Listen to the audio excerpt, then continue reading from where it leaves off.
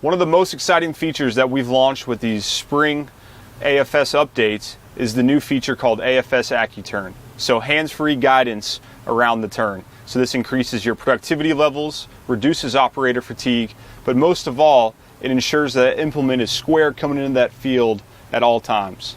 So no longer do you have curved rows towards the end, or as you try to get on that guidance line, the first time you may have a weave or trying to get on that line, there could be a little bit of a curve, and all this translates into lost yield for your operation. So AFS AccuTurn really allows you to make sure that implement's square and get the most from your operation. So the first thing we need to do to verify that we can use AccuTurn is we need to make sure that we've either talked to our Case IH dealer and purchased the unlock or our display is already unlocked. So we can verify this, or we can get our serial number of the display to our dealer by going to Toolbox, then over to Activate, and you'll see we now have AccuTurn temporarily unlocked for 90 days. So the next step is we go to ATurn under Toolbox still, and we're going to turn AccuTurn on. So we have a couple different triggers here. We'll talk about this in the coming segments. Then we also have turn early, turn late, auto speed, implement compensation, swaths to skip, AccuTurn minimum radius. So on this screen, you want to select the correct trigger for your operation. So the turn early, turn late, just keep in mind that if it's a negative, we're going to start our turn earlier, and if it's positive, we're going to start our turn later. So we recommend leaving this at 0 to begin with and fine-tuning as your operation sees fit. Implement compensation is if you have an implement that sometimes doesn't get perfectly square coming into the field. You need to fine-tune that. What we're actually going to do, if we look at the help here, is this is going to verify and ensure that our implement is coming in exactly square into the field. So it squares this up right at the last second, which will ensure a proper square implement into our operation. Auto speed. So auto speed, when we set the auto speed to on, this is going to build the turn based on our speed that we are currently going in the field. So if we slow down, it's going to tell us it's going to build the turn slower. So you can either turn this on or off. Just keep in mind that as you change speeds, your turns will change as well. We can turn this off, and then this is going to give us a manual speed window, and that's going to allow us to designate a speed that we're always going to build that turn at. So for our example here, this is 5 miles an hour. I'm going to turn auto speed back on, demonstrate how that works. Swaths to skip. So if we're in maybe doing ripping, or we need to do a couple skip passes, we can go ahead and up here and designate what is our amount that we want to skip each time. AccuTurn minimum radius is what is the minimum radius of our tractor implement combination to verify that we're not going to damage anything or potentially destroy or cause any liability there. So what we want to do is we want to set this AccuTurn minimum radius to the smallest amount to get the best performance, however not too small that we damage either the tractor or the implement. So work with your dealer in the proper way to set this up. However, you can start at a higher number. So for example, if we were pulling an air cart, we wouldn't want to start at 18 feet.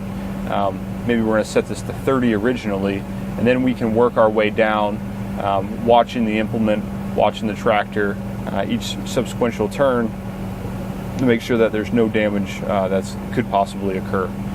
So I'm now going to set this back to 18 for demonstration purposes.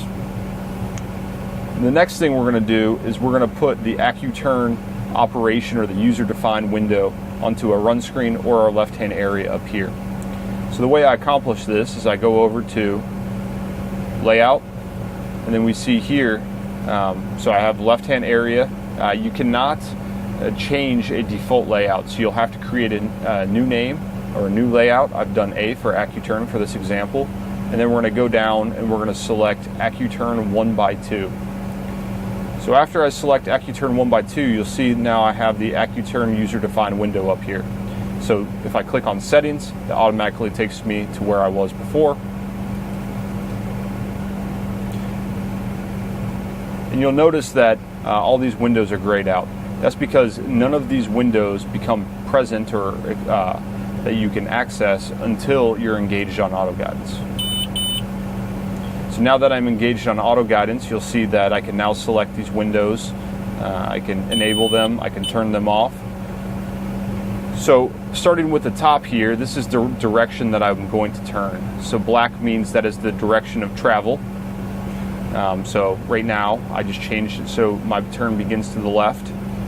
Turn now is for it's still an automatic turn, however that's not driven off of a trigger. That's the user prompting, this is when I would like to begin the turn. So when you press that, it's going to start the turn.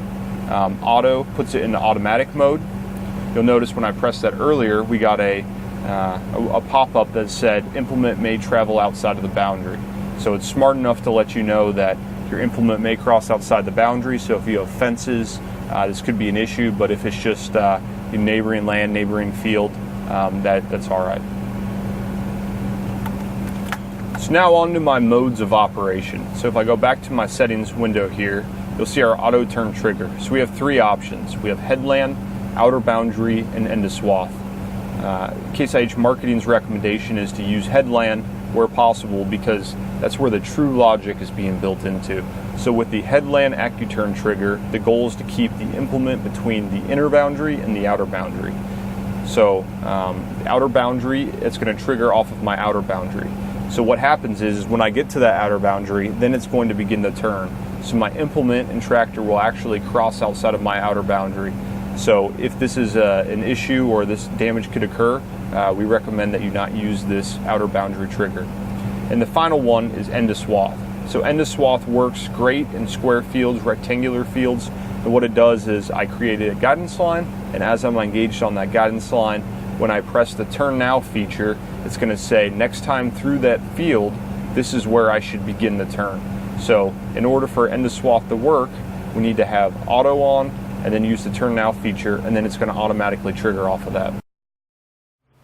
So as you can see, AFS AccuTurn has many benefits to your operation. This can be used on any AFS Pro 700, 372, NAV2, NAV3 machine, really providing a lot of functionality and increased performance for your operation.